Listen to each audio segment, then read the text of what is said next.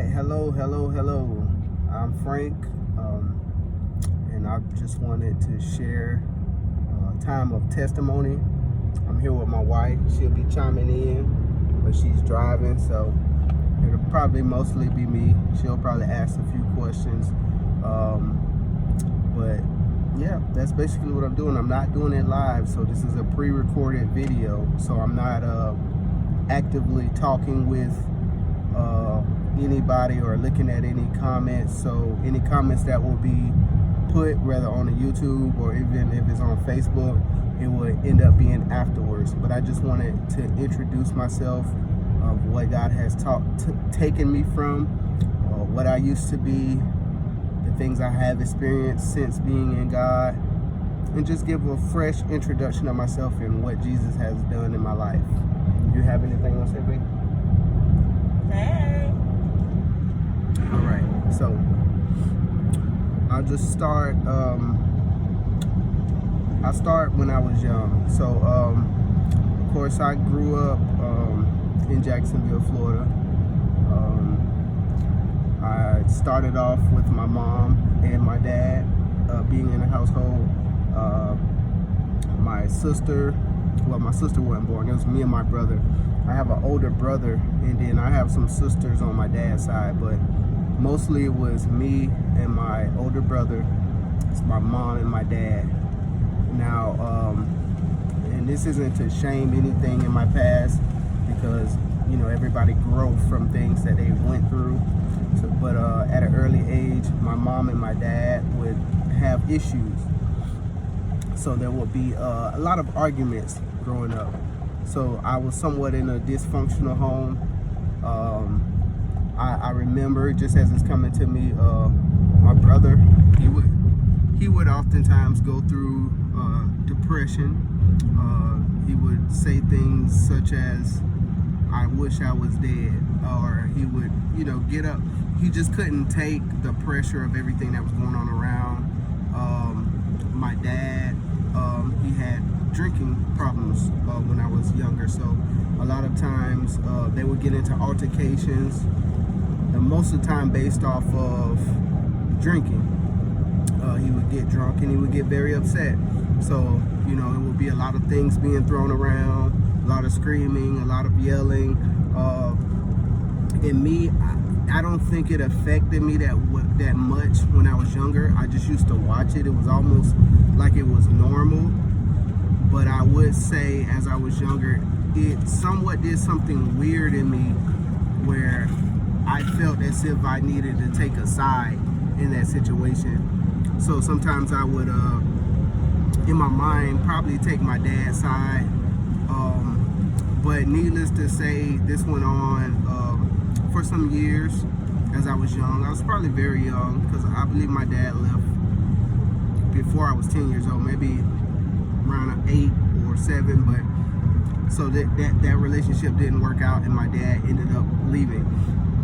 So during that time, me and my brother experienced a lot of different faces. I would say that, not just with men that my mom, would have times where she would date, but also different family members coming, living with us. Our household was very, I wouldn't say popular, but it was a household where we would have a lot of parties, and I was able to have a lot of friends over. A lot of times my cousins would come over, so we would oftentimes be getting into a lot of things, a lot of trouble, a lot of people around in different times of my early childhood. So that was just something I experienced when I was young.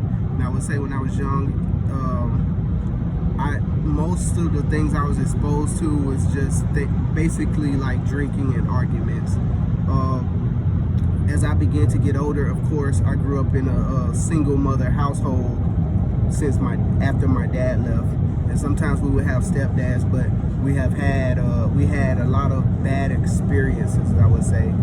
For instance, sometimes we would have a stepdad that was seemingly like they were in the streets, so we would discover like guns or whatever, or or maybe a stepdad that was doing drugs.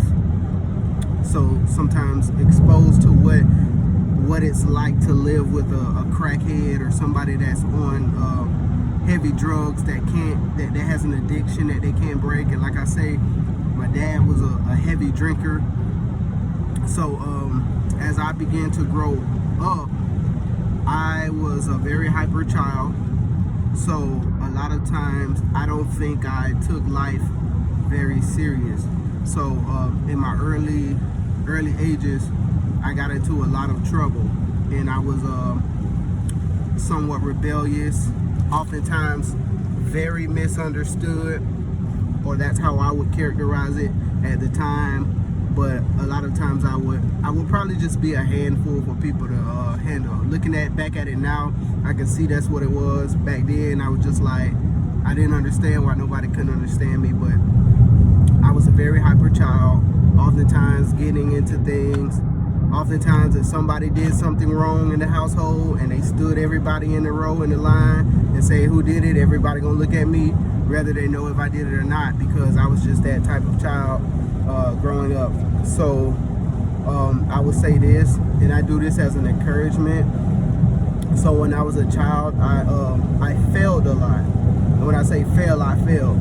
So the first time I failed, and I'm talking about in school, got in trouble a lot, but actually fell in grades. I failed the first grade. And a lot of people would say, I remember this all my life since first grade. A lot of people say, how do you fail the first grade? It wasn't necessarily that I was stupid or I was dumb. One, I had issues with paying attention. I moved around too much. I didn't take things seriously. But in all honest truth, I don't know how.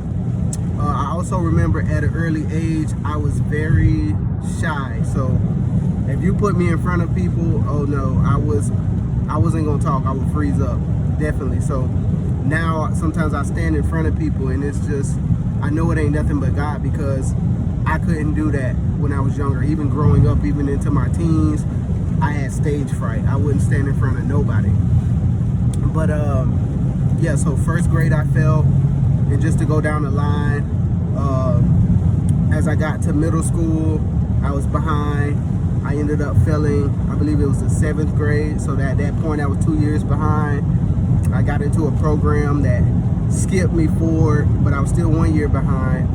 Went to 9th grade, lost interest in school, so I ended up failing 9th grade, or dropping out, however you would put it, but I failed. I left school, began to run the streets, and you know, I'm just going down the line talking about school. Eventually they got me back into school. Ended up going to a program. The first program I went to, it was a program at FSCJ, that's a college in Jacksonville, Florida, and they had a program called Pathways. I went there. That's where I really started heavy smoking, and once again skipping school, started popping pills, getting very distracted, you know, drinking, smoking, just getting high. And I ended up failing both of those programs. Like the 2 years I was in that program, I ended up failing that too. So at this point, they're like, we don't know what to do with you, because we can't get you to focus and do nothing. But finally, after those 2 years, now this, I'm not saying this is fun. It's funny now looking back, but after those 2 years, you wouldn't believe it, but I went back to FSCJ to get my, first off, I went into some GED program, went to go get my GED, stopped doing that, dropped out of that, so didn't finish that. Eventually I went to FSCJ again to get into a GED program, and I was doing good, but then at the same time I was hanging in the streets, but I was like, I'm gonna get this done. And I was doing good, but just to be honest, I was going to school and I was drinking, and I was, you know, drinking in the midst of going to school, and oftentimes trying to, looking for how I'm going to smoke and things like that. And then eventually I just lost interest again and I stopped. So to be honest, it wasn't until I actually got saved that I was able to buckle down and finish school. But I did end up finishing school. But like I said, I almost failed as many times as I passed. So I'm just be honest, all those times I named, there's probably like 6 times that I failed. So that's one of the biggest things of my testimony that I always like to tell people, like, listen, it doesn't matter how many times you fail. Sometimes there's a spirit attached to that where it's like you just can't succeed. Sometimes it's a mental thing, like it's still spiritual, but you're battling mental things that restrict you or hinder you or distract you away from being able to accomplish tasks. So I want to encourage people in that area that I'm telling you, through Jesus, you can do anything. Whatever you felt that, don't be fearful to go back and try again. Now, I want to rewind back because I began to talk about school, and I want to rewind back to my early childhood. So, like I said, I failed the first grade. I remember during elementary school, I didn't go to one elementary school. I moved around a lot. So, for elementary school, I went to like maybe 5 or 6 different elementary schools. I can't remember at the time, but I do know I went to Highlands Elementary at one point. At one point, I was at Pine Estates Elementary. At one point, I was at Carter G. Woodson. At one point, I was at Martin Luther King. At one point, we went to Miami for a year, and I went